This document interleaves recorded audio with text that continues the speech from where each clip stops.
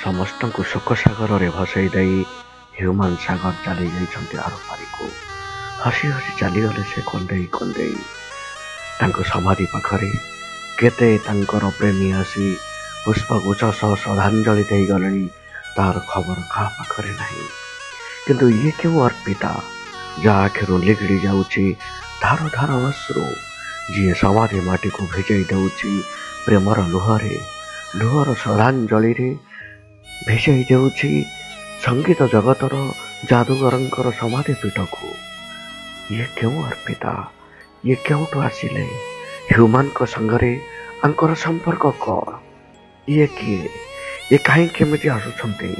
ଏକାକୀ ନୀରବ ନିର୍ଜନରେ ବସୁଛନ୍ତି, ଏକାକୀ କାନ୍ଦୁଛନ୍ତି, ଏକାକୀ ପ୍ରତିଦିନ ଫୁଲଟିଏ ଦେଇ ପୁଣି ଏକାକୀ ଫେରି ଯାଉଛନ୍ତି।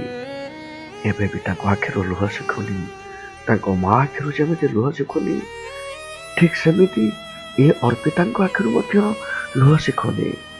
ଜଣେ ଅର୍ପିତା ଧୋକା ଦେଇ ଚାଲିଗଲା, ଜଣେ ଅର୍ପିତା ପଇସାକୁ ଦେଖିଲା।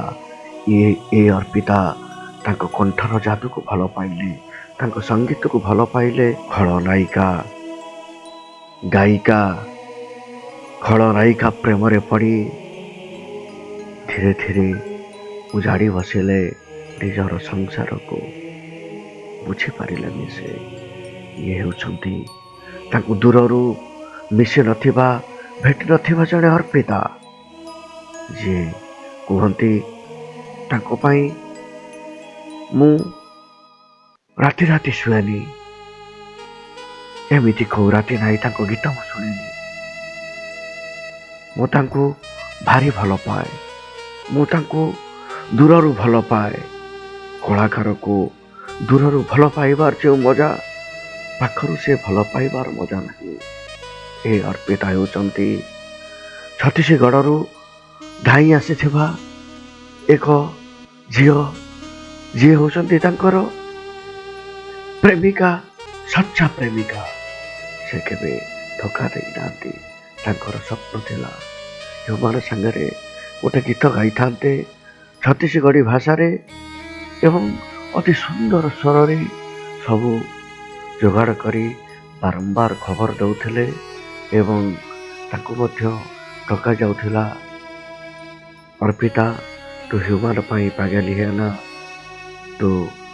ତୋ ପାଇଁ ସେ ନିଶ୍ଚିନ୍ତ ଦିନେ ଛତିଶଗଡ଼ ଆସିବେ, ତୋ ସାଙ୍ଗରେ ଗୀତ ଗାଇବେ।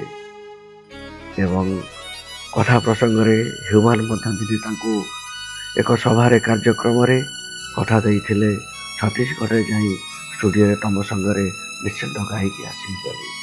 ତା ପୂର୍ବରୁ ତାଙ୍କର ଜୀବନ ଜ୍ୟୋତି ଲିଭିଗଲା। ସଙ୍ଗୀତ ଆକାଶରୁ ବିରାଟ ତାରକା ଲିଭିଗଲା। ଏହି ଦୁଃଖ, ଏହି ଯନ୍ତ୍ରଣା ଭିତରେ ଇ ଅର୍ପିତାଙ୍କର ଜ୍ୱଳନରେ ରହିଗଲା। ଏ ତାଙ୍କଠାରୁ କିଛି ଦେଇନାହାନ୍ତି, ପ୍ରଚୁର ଭଲ ପାଇବା ଦେଇଛନ୍ତି, ପ୍ରଚୁର ଭଲ ପାଇବା ଦେଇଛନ୍ତି। ହ୍ୟୁମାନ ସାଗର ଅମର ରହେ, ଅମର ରହେ।